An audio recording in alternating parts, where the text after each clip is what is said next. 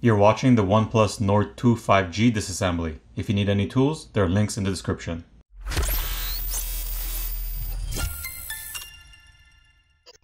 First, the SIM tray needs to be removed.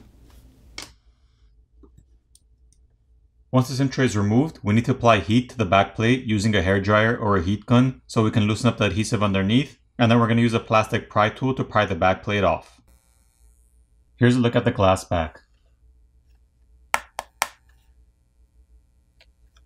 The glass covers over here over the camera lenses are held down with adhesive, so if you ever crack those or break those and need to replace it, all you would have to do is apply some heat and gently pry them off. Here's a better look at the other side. One thing I want to mention, prying the back plate off is pretty difficult since there's a lot of strong adhesive underneath. There are 17 Phillips screws which need to be removed. Once all the screws are removed, there's a rubber cover over here which needs to be removed as well.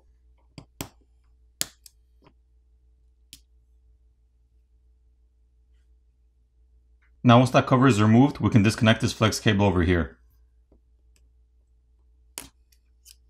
And then we can lift up and remove this top plastic cover. There are numerous antenna lines drawn on this plastic cover, which are these light gray colored lines. The NFC antenna is located right over here, and the LED flash is right over here. There's also this graphene film over here, which goes over the battery. On the other side, we can see the graphene film extending over here on top of the motherboard. The purpose of the graphene film is that it helps transfer heat. Now, before we can continue, we need to disconnect the battery cable. Once the battery cable is disconnected, we can proceed to disconnect the rest of the cables.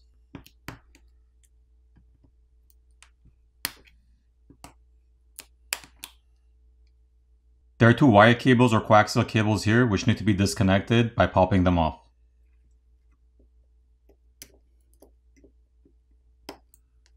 There's some graphene film over here and over here which we need to peel off to gain access to the connector over here for the front-facing camera. Now we can disconnect and remove the front-facing camera. In order to remove the main board, there is one Phillips screw over here holding it down, which needs to be removed. Now the main board can be lifted up and removed.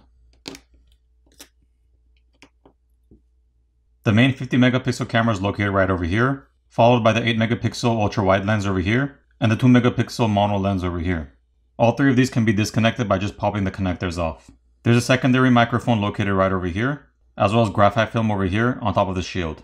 And finally, there's a rubber gasket around this connector over here. Once the graphene film is peeled back, we can see a thermal pad over here on top of these chips, as well as some thermal paste on top of these chips. Taking a look at the other side, we can see a large amount of thermal paste over here, which is on top of the graphene film over here, which sits on top of the shields. There's also copper tape over here behind the 50 megapixel camera. Once the graphene film is peeled back, we can see more thermal pads which sit on top of these chips over here. There's also more thermal paste over here on top of the processor and RAM, as well as this chip over here. Now this graphene film over the speaker assembly needs to be peeled off and removed. Once that's removed, we can lift up and remove this cover over here. We can proceed to disconnect the rest of these flex cables. And to note, this one over here is for the screen.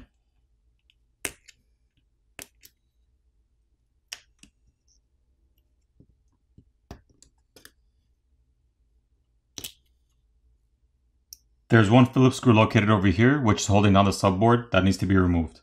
Now we can lift up the subboard, but we can't completely remove it yet since there's a coaxial cable attached underneath. We need to flip it over, and then we need to disconnect the coaxial cable. On this subboard, the main microphone is located right over here. There are also rubber gaskets around these connectors. On the other side, the SIM reader is located right over here. In order to remove the battery, there are two red tabs over here provided to help you pry it off.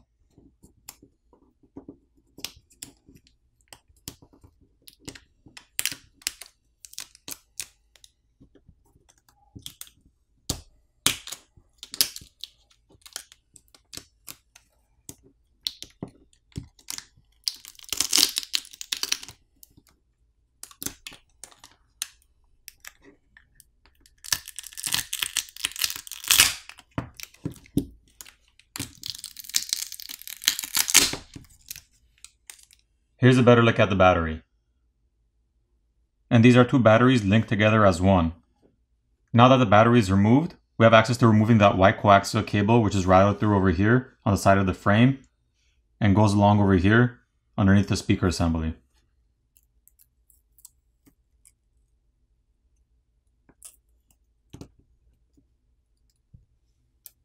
Now we can lift up and remove the speaker assembly.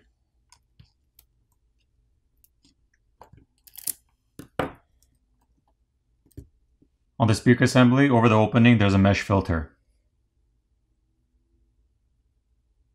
This white coaxial cable is connected to an antenna assembly over here in the corner.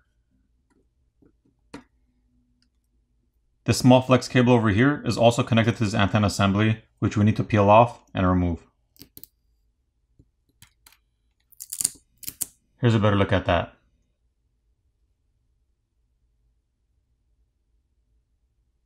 The battery adhesive sticker needs to be peeled off in order to gain access to the charger port flex cable.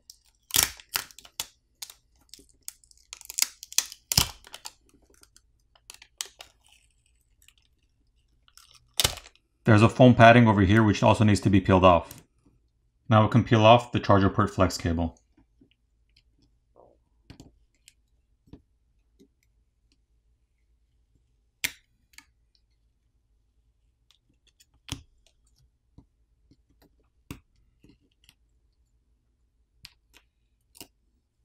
Here's a look at the charger port itself, which has a red gasket around it.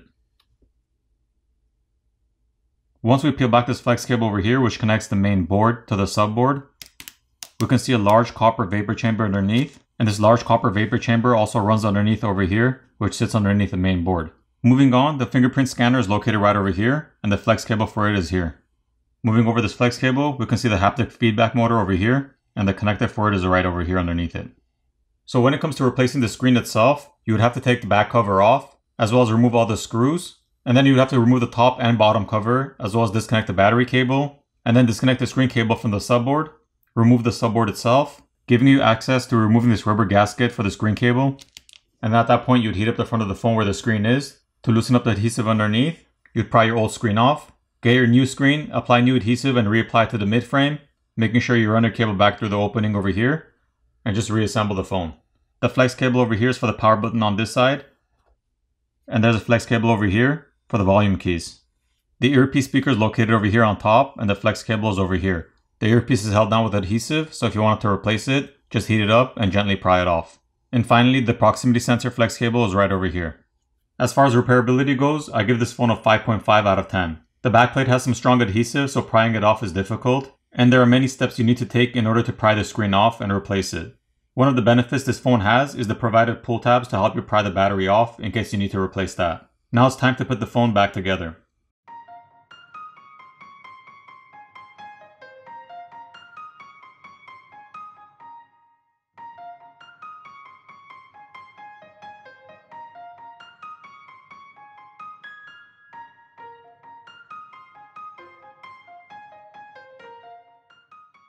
Once all the screws are back in place, apply new adhesive and reapply your backplate.